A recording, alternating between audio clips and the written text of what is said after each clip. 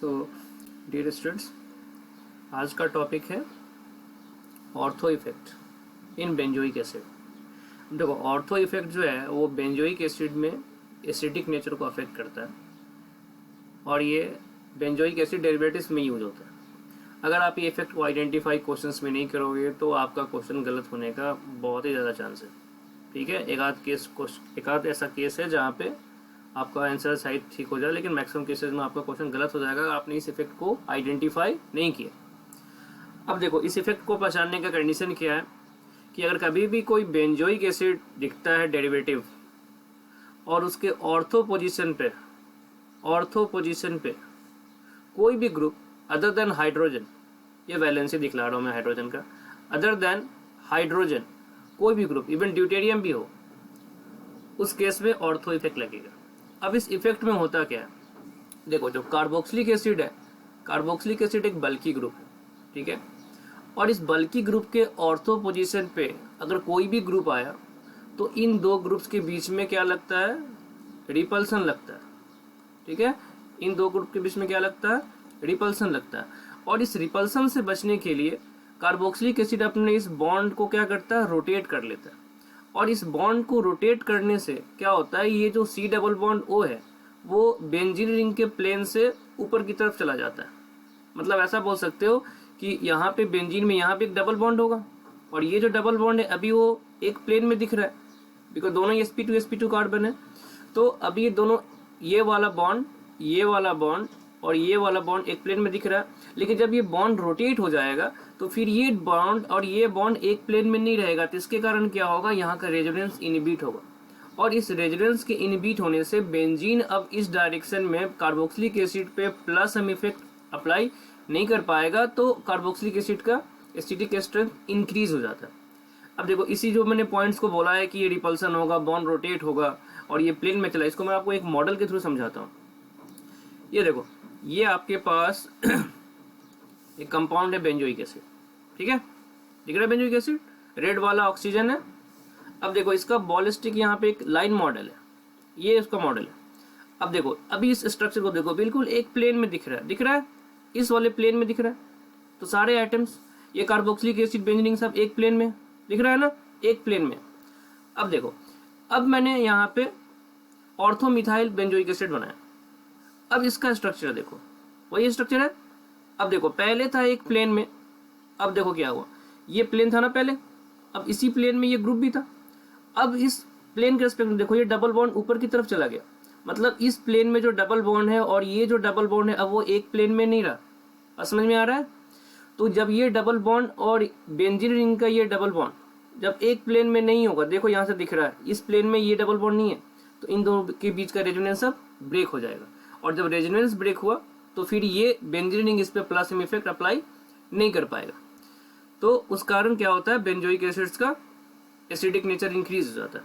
और जितना ज़्यादा बल्की ग्रुप आएगा उतना ज़्यादा एसिडिक नेचर इंक्रीज होगा। देखो, अभी ये एक एग्जाम्पल है, यहाँ पे मैंने क्या लगाया, सब्स्टिट्यूएंट मिथाइल। अब मैं आपको एक और एग्जाम्पल दिखाता हूँ, यहाँ पे मैंने इथाइल लगाया।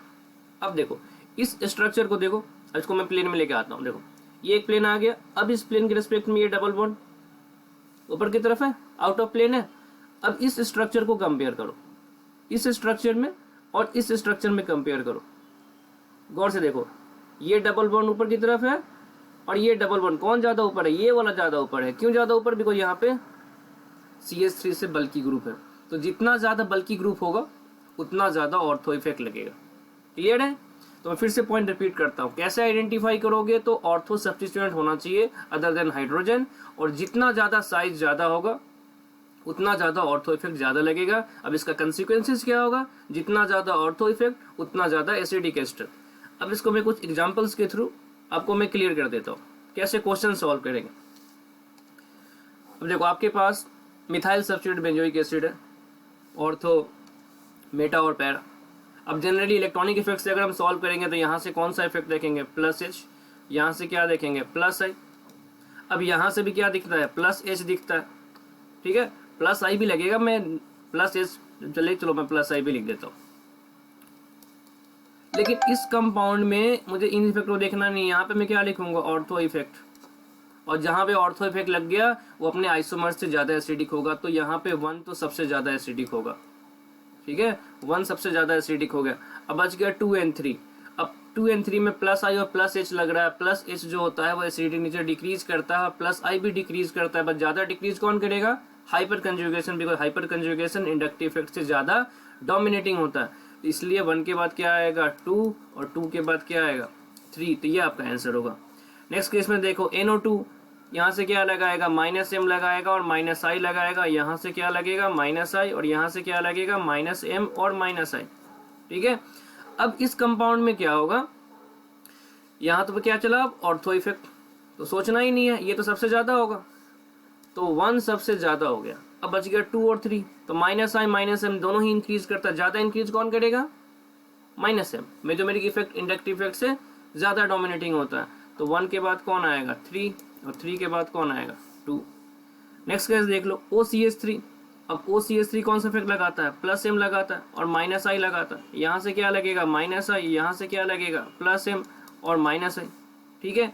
अब फिर से यहाँ पे कौन सा केस हो गया ऑर्थो, तो 1 तो सबसे ज़्यादा होगा, उसके बाद कौन आएगा, यहाँ -i लगता है, ये इंक्रीज करता है, +m डिक्रीज करता है, तो 1 के बाद क्या आएगा 2 और 2 के बाद क्या आएगा 3। कुछ एग्जाम्पल और देखते हैं।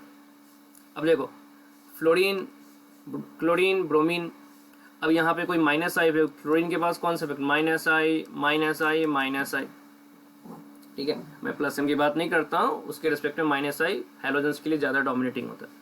तो अभी यहाँ पे कोई -i देख के आंसर बोलेगा तो क्या बोलेगा 1 > 2 > 3, लेकिन आंसर जल बिल्कुल उल्टा होगा, 3 > 2 > 1, क्यों, ऑर्थो इफेक्ट सब में एप्लीकेबल है। और मैंने क्या बोला था, जैसे जैसे ऑर्थो ग्रुप का साइज बढ़ता है ऑर्थो इफेक्ट बढ़ता है, तो ब्रोमीन सबसे ज़्यादा बल्कि है, फिर क्लोरीन है, फिर फ्लोरीन है, तो आंसर क्या हो जाएगा 3 > 2 > 1। नेक्स्ट क्वेश्चन है CH3, यहाँ भी ऑर्थो पे है, यहाँ भी ऑर्थो पे, बट यहाँ पे दोनों ऑर्थो पे है ना, यहाँ पे दोनों ही ऑर्थो पे। तो जब मैंने क्या बोला था, जितना ज़्यादा ऑर्थो पोजीशन ऑक्युपाई होगा या जितना ज़्यादा बल्कि ग्रुप होगा उतना ज़्यादा ऑर्थो इफेक्ट ज़्यादा होगा, ठीक है। तो इन दोनों में देखा जाए तो यहाँ पे ऑर्थो इफेक्ट क्या होगा, ज़्यादा लगेगा, तो फिर 2 क्या हो जाएगा 1 से ज़्यादा एसिडिक हो जाएगा।